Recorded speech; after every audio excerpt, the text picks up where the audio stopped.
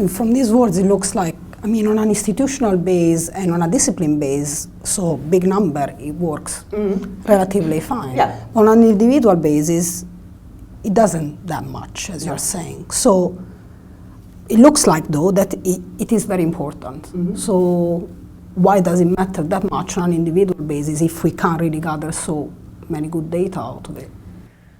Well, it does, because if you go back to what it means, citations, it means that people are interested in your research. Other colleagues, other academics are interested in your research. And in fact, I would generally say, if you look at citations, what I suggest to colleagues that have maybe citations of papers is to have a look at who has referenced their papers. So if you go one of these big databases, you know, let's say Web of Science, Google Scholar, Scopus, the ones that suits your discipline best, well, look at who cites you. So the citation, as a principle, is quite a good thing, because it helps you track who is interested in your work. And then you can have a look at those papers, see how they build on your work, or how they maybe destroy your work and say, this is all rubbish. So it is an important method. It has to be used for the right purposes. And, you know, and I think for the individual academic, it is important. Because an individual academic, how would you know if your research has any impact on the community, apart from maybe people saying, oh, that's great, you know, I read your paper. You only know, really, at that point, you can trace somebody sat on the other side of the world that read your paper and found it was interesting, and maybe built on it. So it's a very, very important measure of impact, in that sense that it's something you can trace, I would say. So I wouldn't use it as, oh, I got 10 citations. Maybe somebody has 20 citations, but maybe in those 10 citations, you go and look at the papers that have been based on your research, and you say, well, there's somebody here that has some really good ideas.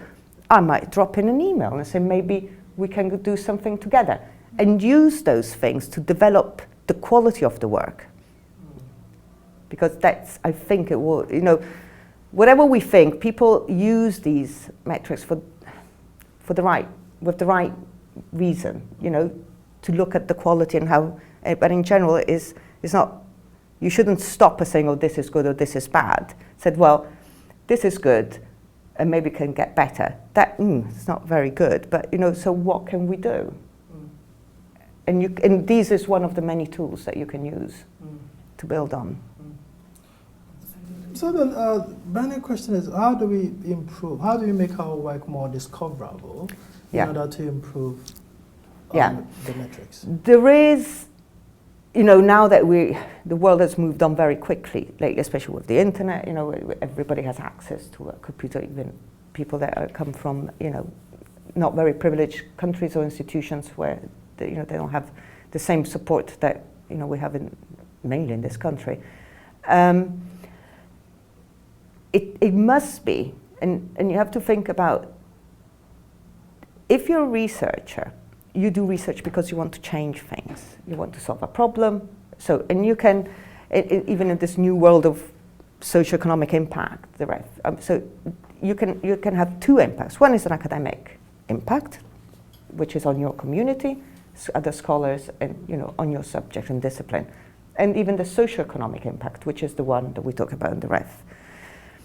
But whichever one of them you're interested in, one of the things is that you will have no impact on anybody if people cannot read your work. It's very simple. And even if we don't think about the socioeconomic impact, it becomes all very more complicated. Even on the academic impact, and, you know, I was saying about people on the other sides of the world, we are very lucky. While we complain about the funding, what we get from the government, but we have access to an enormous amount of resources. We have journals, you know, we can go on all these databases. Now, the Web of Science and Scopus are not free. We pay a big subscription to these databases. So what happens if you are somebody in a country that doesn't have the resources, or an institution where it doesn't have any resources? The one thing you have is Google. So, you know, you're developing your research, you may be very talented, high quality. What you do, you put a search on Google. And what you're going to read and what you're going to cite, you know, what you're going to cite is what will influence you, is what you can read. If, you know, they can see the abstract of your paper, but it's, you know, behind a closed wall. Or you see, you know, if you want to buy a paper from a journal because you don't have a subscription, how much these things cost. You know, $12, $20, you know, they're really expensive. And these academics do not have those resources. So if you are passionate about your research and are passionate about, you know, making a difference, why shouldn't you be passionate to make sure that everybody has access to your research and can read it and can build on it, or destroy it if they think it's a rubbish. But it's peer review, what we call peer review and feedback. So making research discoverable is fundamental. So if anybody asks me what is the first thing I have to do, even in the most, you know, cynical way, to have more citations, forget putting in top journals. Well, that helps, but just put it out there, make it discoverable. It's you know, it's what happens. If people can't read your work, they cannot cite it. They're not going to build on it. So, and the open access journals, I mean, there is still this uneasiness by certain academic communities say they're lower quality. But these days, most journals have this, you can, you know, either put in the paper and it's great, or you can pay an article level price, so it's called, which means that it's in that journal, has the same peer review, but when they publish it is in open access. And in fact, here at Brunel, we have a fund for that the library administers. You go and you pay to make it better. So it is in the same journal. It's not, you don't have to go to an open access journal. That there is, sometimes, you know, people feel that they're not very high quality and they don't have a very strong peer review system. So you can do it anyway. And in fact, you know, we are lucky that we have these type of support systems and funds. And so just put it out there as much as you can. Mm. How about social media? Would you? Yes. Oh, yeah. That's the next set of metrics. I'm sure they're going to come. It's called our metrics. There are a lot of tools now that try and capture they call them conversations around the research, about real research. So they don't call it impact because it's not, but they're conversations. And what they do, they're absolutely fascinating, and we have a license for a metric, so I suggest you go and look at it. Metric is one of the many tools. And what they do is they trawl around the internet everywhere and collect information about tweets, blogs, policy documents, look at policy, news outlets, where or that particular paper has been referenced or cited or something like that. And they do it in a very clever way. What they use is the DOI, which is the unique identifier for the paper. So first thing, it has to be, as we say, open access, because otherwise pure. And then what they do, they collect it, and they have, well, our metric has this donut that has a count to say, well, you have had these many. And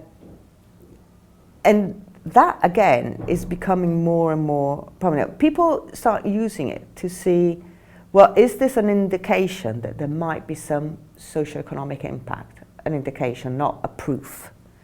And in fact, our metric itself, when it looks at tweets, it then categorizes them by the type of the tweeter when they can. But these things are very clever. So are they practitioners? Are there other academics? Are they the public? And geographically. Oh. So it has this map of the world, and you see where these tweets came from.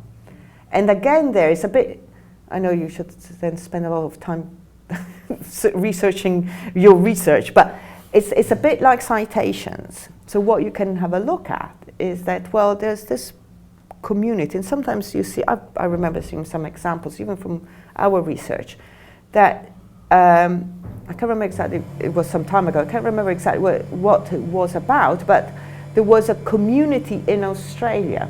It was something about health. These are normally the ones that, you know, people are more interested. That scientists said, oh yes, this is really interesting for us because, you know, we have it with this community that we have that particular problem. Now, what I would suggest to the academic is to contact them, email them, because when the public finds things, they're not going to contact, or, you know, even if they're practitioner community, I'm not saying an individual sitting at home, they're not going to contact the academic to say, well, no, we're really interested in your work, why don't you come and talk to us? Because, you know, they feel slightly not accessible, you know, it's an academic. But if you revert it, then what you can find is find users of your research that might be interested in your ideas. So the problem with tweets is that with all the retweeting, it becomes very tedious, you know, and it's always the same thing going round and round and round.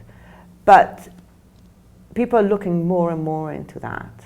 And in fact, and it works at different levels. So for us as an institution, this is a tool that I think it's really important for marketing.